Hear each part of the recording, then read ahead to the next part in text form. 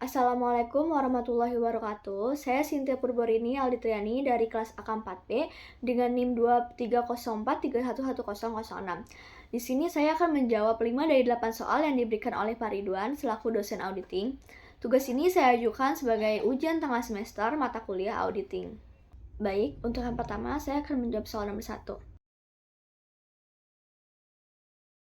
Menurut saya, auditing adalah proses sistematis yang dilakukan oleh auditor untuk mengumpulkan dan mengevaluasi bukti-bukti secara objektif atau asersi-asersi yang dibuat dalam suatu kegiatan, sistem, atau informasi untuk menilai apakah sudah sesuai dengan kriteria yang berlaku. Baik, selanjutnya untuk nomor 2. Nah, tahapan audit itu menurut ISA dibagi menjadi 3 tahap. Yang pertama itu ada tahapan penilaian risiko atau risk assessment, yang dimana pada tahapan ini tuh mengidentifikasi dan menilai risiko salah saji material karena kesalahan ataupun kecurangan pada laporan keuangan melalui pemahaman entitas dan lingkungan bisnis klien. Sehingga pada tahapan ini tuh dijadikan dasar untuk merancang dan menerapkan tanggapan atas risiko salah saji material yang telah dinilai. Lalu yang kedua ada tahapan penanganan risiko, yang dimana pada tahapan ini itu untuk memperoleh bukti yang cukup mengenai risiko salah saji material yang dinilai dengan merancang dan mengimplementasikan tanggapan yang tepat terhadap risiko tersebut. Lalu ada tahapan pelaporan atau reporting. Nah, pada tahapan ini tujuan auditor itu ada dua, yaitu memberikan opini atas laporan keuangan yang berdasarkan suatu evaluasi atas kesimpulan yang ditarik dari bukti audit yang diperoleh, dan juga untuk menerbitkan opini secara jelas melalui suatu laporan tertulis disertai dengan penjelasan dasar mengenai opini tersebut. Nah, menurut saya tahapan yang paling penting itu adalah penilaian resiko. Kenapa? Karena di tahapan ini tuh auditor memahami entitas dan lingkungannya untuk menentukan bagian mana yang rawan salah saji. Sehingga hasil dari tahapan ini itu akan menentukan bagaimana sih prosedur audit yang dirancang untuk selanjutnya. Karena kalau dari awal kita udah menemukan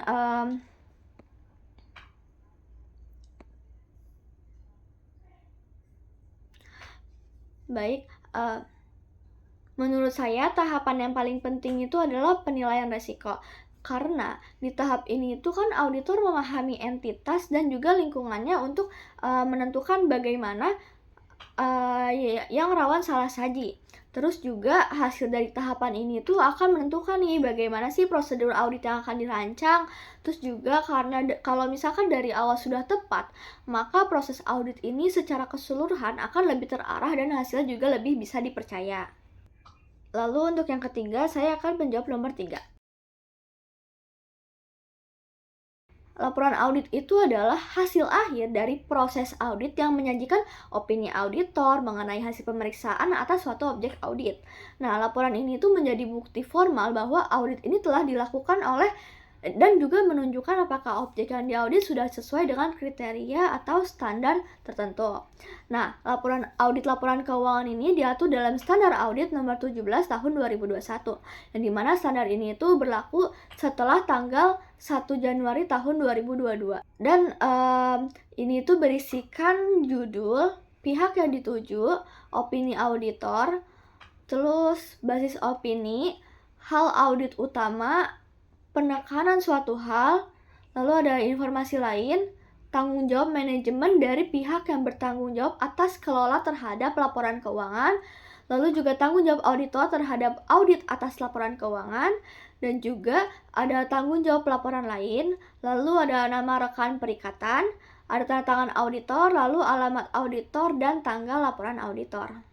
Lalu untuk yang keempat ini saya akan menjawab soal nomor 7. Sebagai auditor dari KP yang mengaudit Family Mart, saya akan menilai akun persediaan barang dagang sebagai akun yang paling berisiko. Kenapa?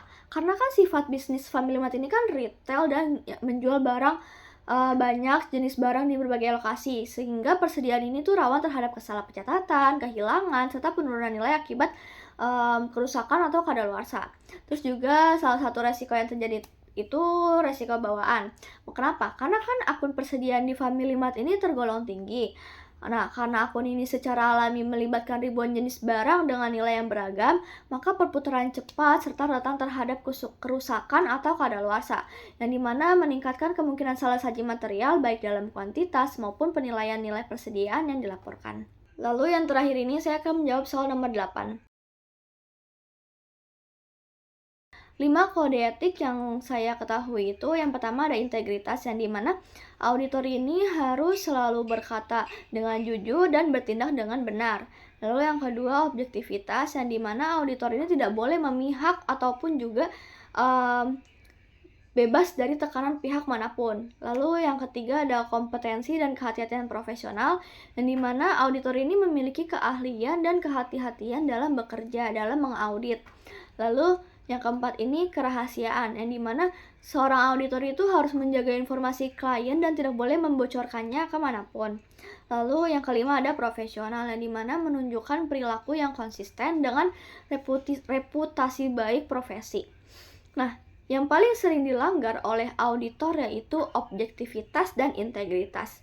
Nah, terutama saat auditor ini tidak independen atau terlalu dekat dengan klien, sehingga si auditor ini tidak berani melaporkan pertemuannya yang seharusnya.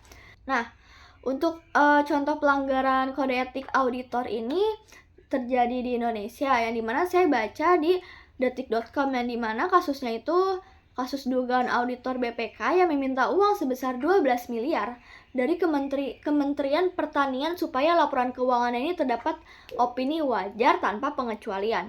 Yang dimana kasus ini tuh terungkap pada tahun 2024 berdasarkan keterangan dari mantan anak buah Menteri Pertanian, yaitu Bapak Syahrul Yassin Limpo.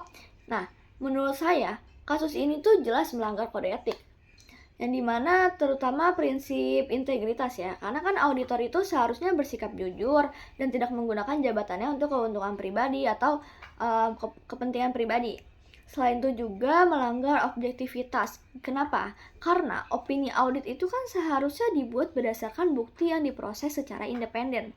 Nah, karena bukan karena uang ataupun tekanan dari pihak tertentu. Maka dari itu, atas kasus yang terjadi di tahun 2024 itu sudah jelas melanggar kode etik profesi auditor.